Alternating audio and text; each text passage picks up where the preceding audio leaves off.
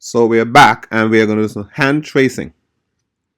All hand tracing means is to walk through the loop and do what's true, execute the control structures, see what prints after the loop finishes. So once the loop ends, it says when the loop terminates, when it's finished, what's going to print. Well, at the side here, I have the answers for each one. We're going to do a couple of them. The reason I put the answer there is so you could see where we're heading, but the answer itself is not that important. What's important is the hand tracing. So we got to just go ahead and hand trace. So we're going to do example 13. Now, the way I'm going to do this is I'm going to keep track of the variables. So we have a count who starts off as 1, right? I'm going to use C for count. So C is currently 1. And then we go to the loop and P starts off at 0. So P is currently 0. Okay, so what happens here? It says, is 0 less than 5? It's true. So it comes into the loop and it goes, if that 0 mod 2 is equal to 0. Well, 0 divided by 2 is 0 remainder 0. That's true. The counter goes up by 1. I'm keeping track. So the counter now goes to 2. Right? So we're keeping track of all these. Then what happens is that this else doesn't run because it's a double selection. If this runs, this is the not, so it won't run. We come back and P goes up by 1. It's keeping track. So P is now 1. Okay, how come? Because it was 0, gone up by 1. Is 1 mod to 0? No, it's not. Alright, so count needs to add 2. Well, count was 2, so if we add 2 on, count is now 4. P is 1. We get to the end, we come back. P goes up by 1. P is now 2. We come in here and it says, is 2 mod 2 0? It is. So count goes up by 1. Well, count was 4, so count becomes 5. We're coming back because we're in a loop. So P goes up by 1. P is now 3. Is 3 less than 5? Yes, it is. Is 3 mod 2 0? No, it's not. So count goes up by 2. So count is now 7.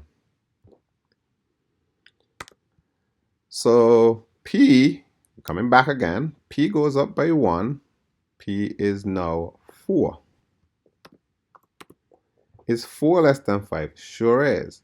4 mod 2, is that 0? Yes, it is. Count goes up by 1. Well, count was 7, count becomes 8. It's not over yet. I know you're looking at the answer as 8. It's not over yet. Always go all the way to the end, okay? So count is now 8. The else doesn't run.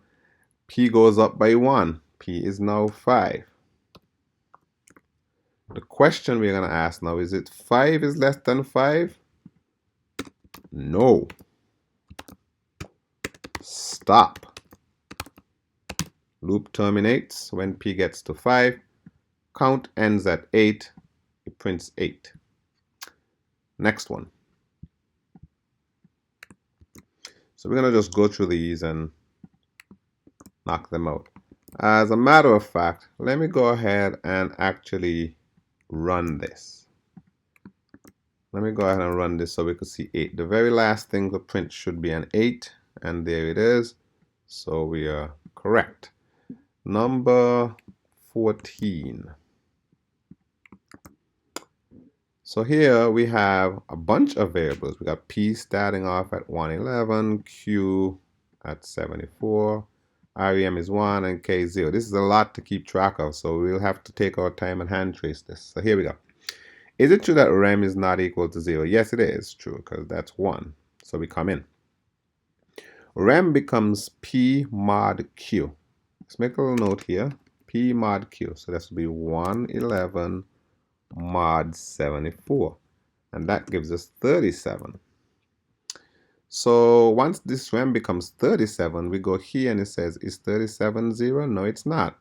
We jump to the else. P is about to change. So P is going to become what Q is, 74. Q also changes, right? Q is going to become what rem is. Q is going to become 37. Okay, we get to the end, we come back. It's a loop.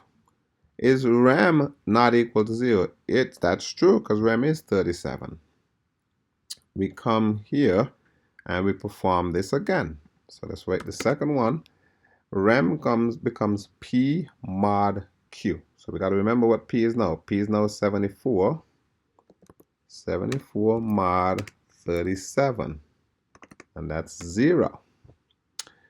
Well, since the rem becomes 0, the if statement is going to run. Is it true that rem is 0? It is. So K changes now. So K is going to become what Q is. So let's go and check back. Q is now 37. Okay, 37. So all right. So Q is 37. K becomes 37. The else does not run. It's not over yet. We come back. Is 0 not equal to 0? Because remember, rem is 0. False. So we stop. K is 37. That's what prints. Next question. Number 15. Okay.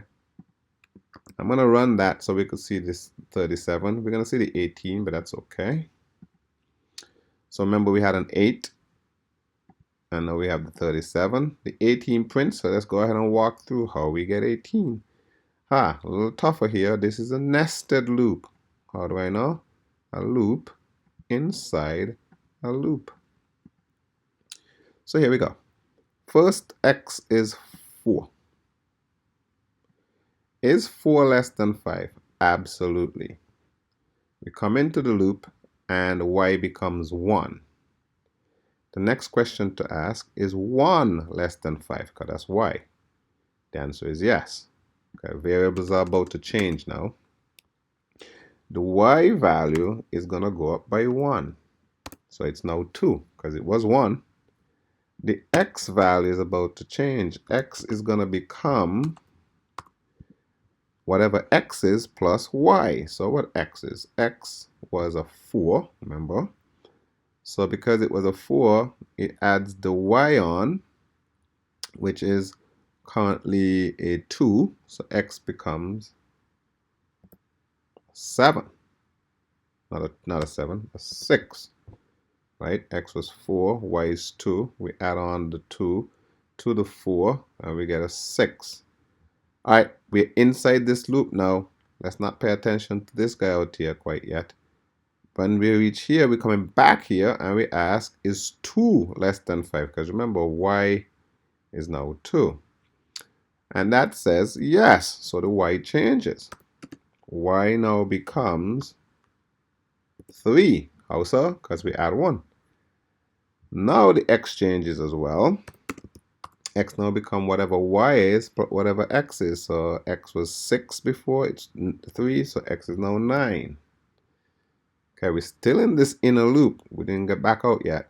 So we come back. Is 3 less than 5? Sure is.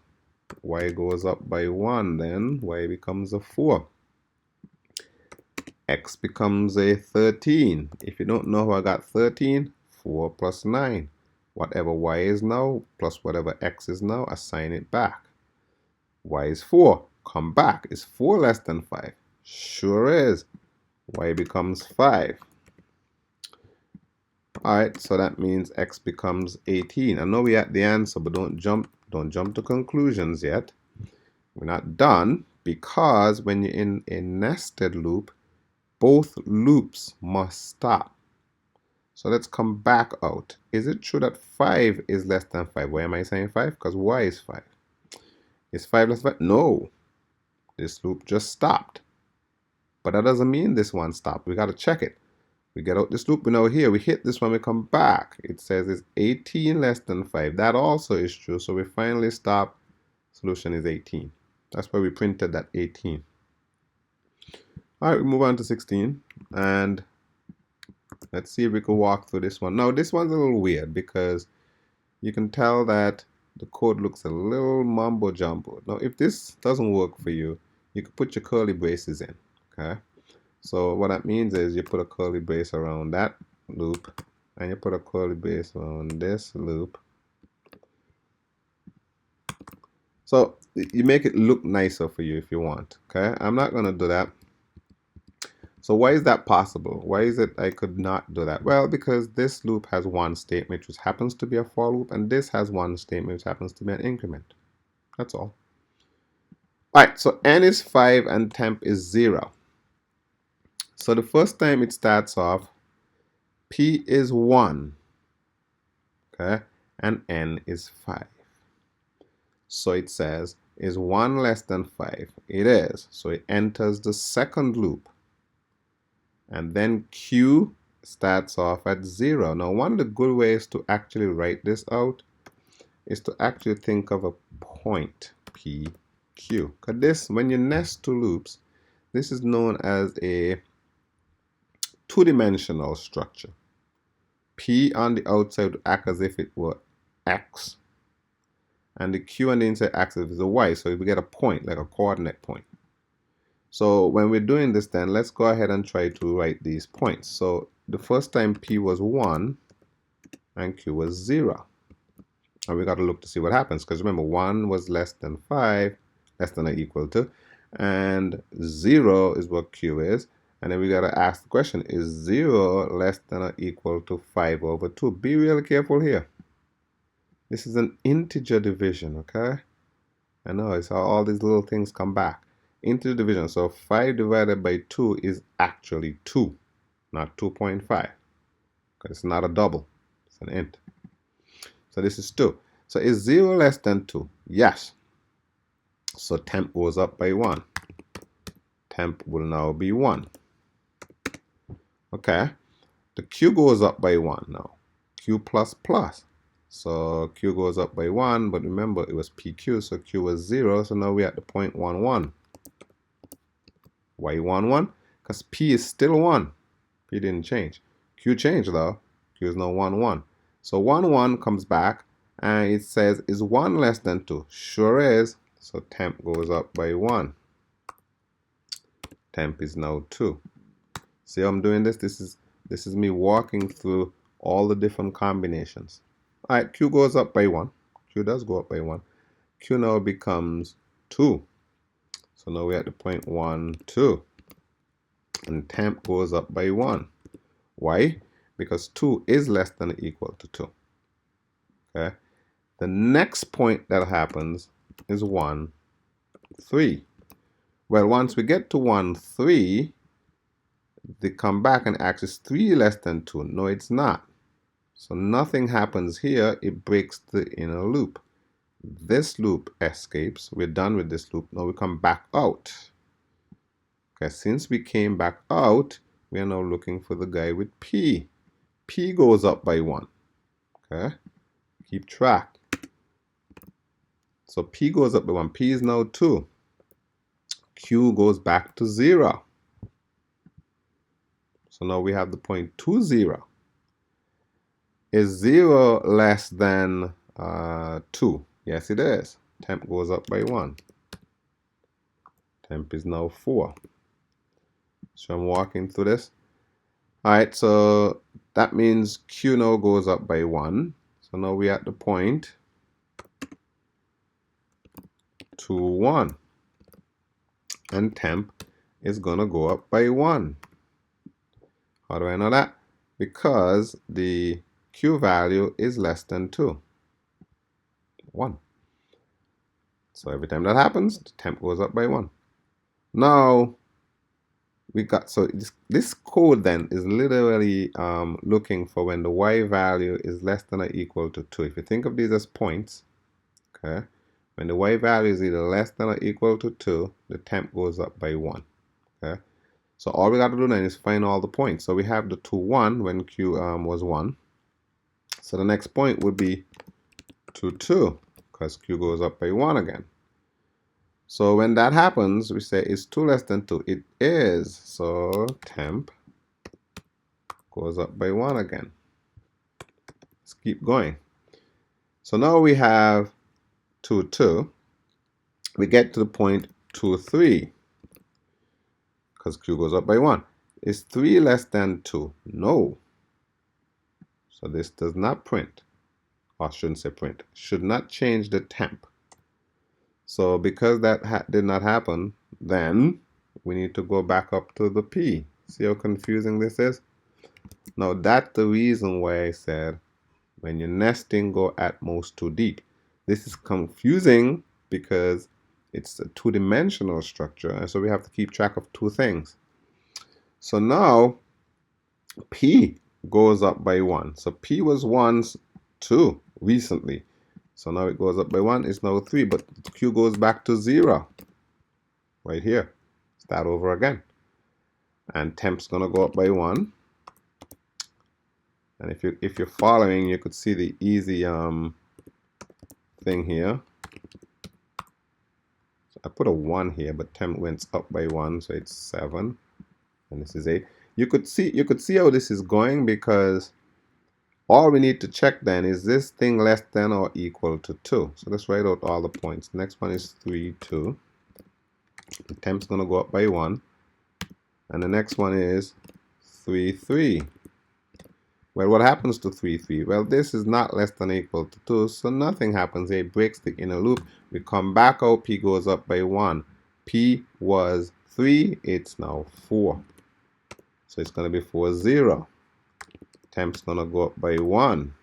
We're now at 10. The next point is 4, 1. After a while, you pick up the pattern. Temp goes up by 1, so temp is now 11. Then it's 4, 2. Temp's going to go up by 1. Temp is now 12. We keep going.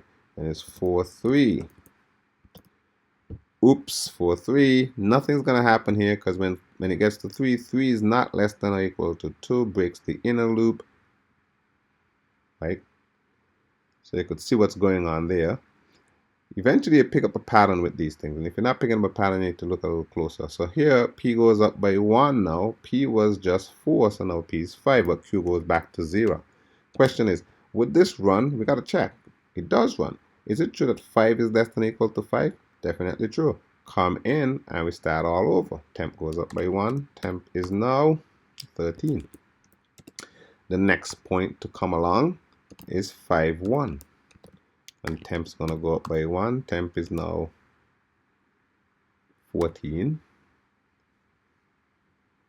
And then the next point, if you're watching, next point is 5, 2.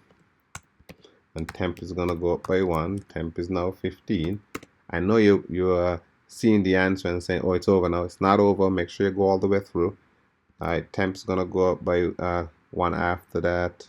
What's going to happen is Q goes up by 1. So temp went up by 1 to 15. Now the Q goes up by 1 to 3. And it keeps, every time we get to 3, it stops the inner loop.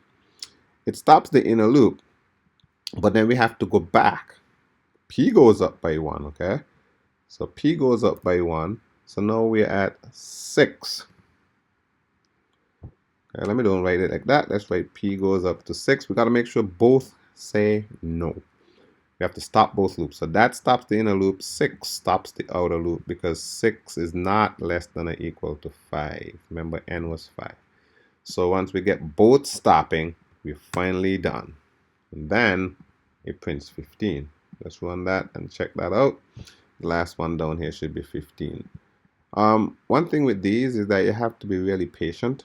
You have to go through them carefully. No need to rush. Please don't rush. Take your time and look through and see if you're able to walk through these. So here we go. We got the next one here. N is now 6. Okay, N is now 6. But P is less than N here, and Q is less than N minus P. That's a little tricky. So we got to make sure we pay attention to this, because this is going to change based on N and P. So it's literally 6 minus whatever P is, okay? So let's just check. Temp starts off as 0. So when P is 1 less than 6? Yes. So it comes in, we get 1, 0, okay? And we're going to stop at when 6 minus 1. So we're stopping at 5 here, okay? Temp's going to go up 1 every single time. So let's do this again. So we have the point 1, 0. Okay, P is 1, and it's true, it's less than 6. Q is 0, and it's true, Q, which is 0 right now, is less than 6 minus 1, right? So that's true. So temp, I'm going to use T for temp. Temp's going to go up by 1. Q goes up by 1. So we're at the point now 1, 1. So when Q goes up by 1, we got to check to see, is 1 less than, we got to keep this in mind, okay? P is now 1, so this is going to be a 5 right here. So 1 is less than 5, T goes up by 1, T is 2. Next time we're at the point 1, 2. So we're looking for less than 5 here, so that's true, T goes up by 1. We're at 1, 3. T goes up by 1. We're at 1, 4. T goes up by 1. So basically, everything that's less than 5 makes this thing go up by 1. Okay. 1, 5. Oops, 1, 5. Stops the inner loop. Stops the inner loop, but doesn't stop the outer loop. We got to come back up. And P now goes up by 1. So I'm going to go ahead now and say, well, P was once 1, now P is 2. And guess what Q does? It goes back to 0. And T goes up by 1. So let's erase this because this one stopped the inner loop.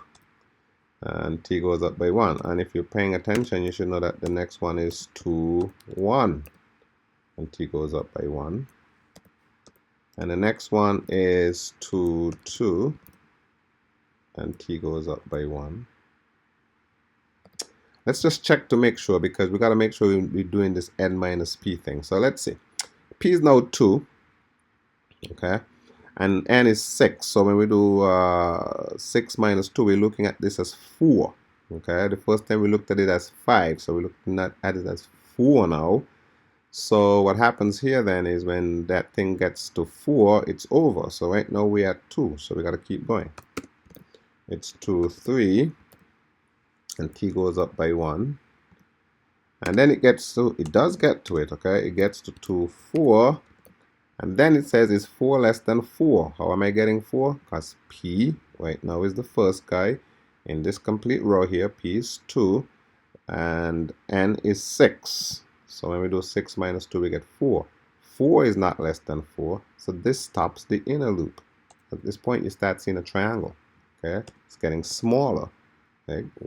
This is like 1, 2, 3, 4, 5 things. 1, 2, 3, 4. And guess what the next one's going to be? 3 things.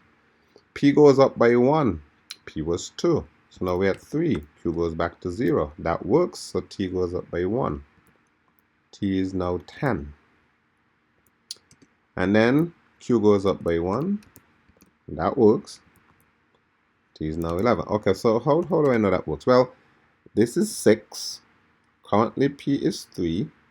6 minus 3 is 3. So we're going to go until we get to 3. Okay, next one is 3, 2. T goes up by 1.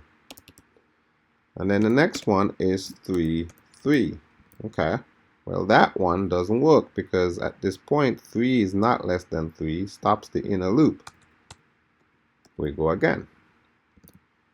Since we hit the end of this loop, we're coming back to this loop. P goes up by 1. P now goes to 4. Q goes to 0. Back to 0 right here.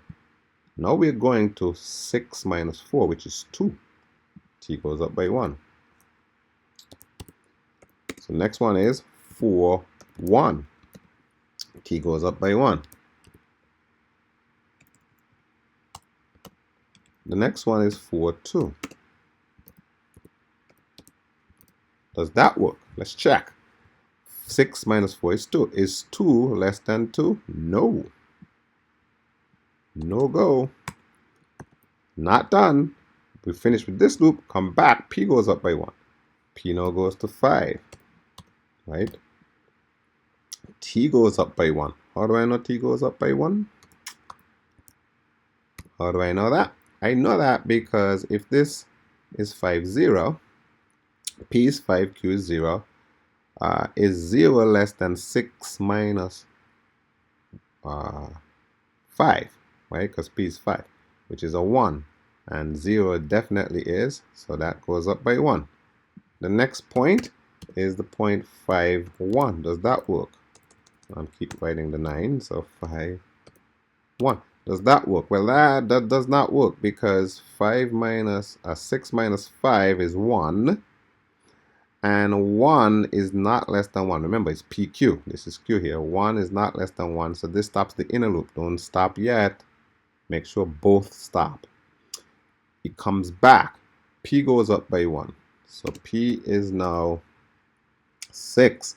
Is 6 less than 6? No.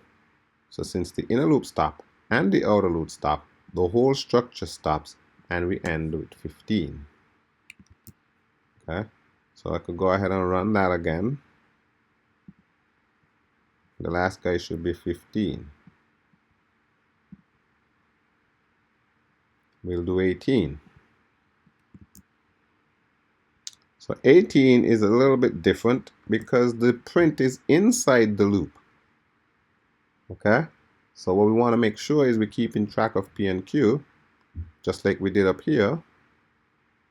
And we're going to walk through this just what we did up here. I'm not going to write any of these things down because at this point you should be able to follow. P is 1. Is 1 less than 6? Yes, Q goes to 1. Right now we're at the point 1, 1. P is 1, Q is 1. First question, is 1 less than 6? We're speaking of Q. Yes. Add the two things together and put them in Q. Right now it's 1, 1, so Q is 2. Add 1 to P. P is 1, P is 2. It prints 2, 2. Right here. They're both 2 right now. We're in the inner loop here. It comes back. It says, is Q less than 6, which is 2? That's true. Come in. Add the two things up. Q is now 4. Add 1 to P. P is now 3. P was 2. Keep track. Print them. We get 3, 4. Since Q is 4, when we come back, is 4 less than 6? Yes. Add the two things together and store them in Q. 4 and 3 adds up to 7. Q is now 7. P goes up by 1. P was 3. P goes up to 4. Print 4, 7. Q is 7. We come back. Is 7 less than 6? No. Stop this loop, but we come back. Okay, don't forget, we got to come back. P is currently 4. Right here, it's PQ. P is 4. Is 4 less than 6? Yes. Q starts over at 1. Okay, pay attention. Right now, it's 4, 1. Is 1 less than 6? Yes. Add them up, store them in Q. Q is now 5. Add 1 to P. P was 4. P is now 5. Print 5, 5 right here. Q is 5. Q checks again. We're in the inner loop here. 6, 5. 5 is definitely less than 6. Add them up. Q becomes 10. That's 5 plus 5. Add 1 to the 5 what P was. P is now 6. Print them. 6, 10. It's not done yet. Not done yet. We've got to make sure we go to completion. We come back. Since Q is currently 10, because it's PQ, is 10 less than 6? No. Hits here, comes back. Is it true that 6 is less than 6? No. The both knows. Loop finally ends. 6, 10 is the last one. We do one more, final one. So let's see. Number 19. We have a string computer. And we're going to be doing some substrings, so I already set up the substrings here, okay? 0, 1, 2, the lines between, like we did before, so we could figure out this substring. The length is 8, because we have 8 things. 1, 2, 3, 4, 5, 6, 7, 8. There's a string here that's empty, and the string gets concatenated in here based on a condition. So we are going through every single one in this string from 0 up to k less than the length. So when we get to the length, this is finished. So this is literally 8. Okay. So first thing is 0 comes in. Is 0 less than 8? Yes, it is. Is 0 mod 3 0? Yes, it is. So this thing gets to add on S, which is empty right now, the substring from 0 to 1. How do I know? Because k is 0. 0 to 1. 0 to 1 is a C. So currently right now, S becomes a C. Because S is C, you could already see the answer is starting off right. The S now, once we add on it, it's going to be adding on to the C. Okay, so S is currently C. It comes back because K++. It comes back. Is 1 less than it? It is. Is 1 mod 3 is 0? No. Remember what mod does. Remainder is 0 means it's divisible. 1 is not divisible by 3, so it adds an X. 2 plus not divisible by 3, so it adds an X. 3, like that. We keep going like that and until we finish writing out the whole thing. So let's run this and see what we get.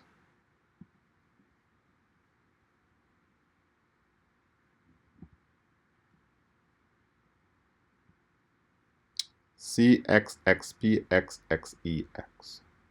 Let's take a quicker look and see why is it putting X's in these spots? Because these spots are not divisible by 3. When it is divisible by 3, it takes the actual letter. So for example, the first one was from 0 to 1 when K was 0.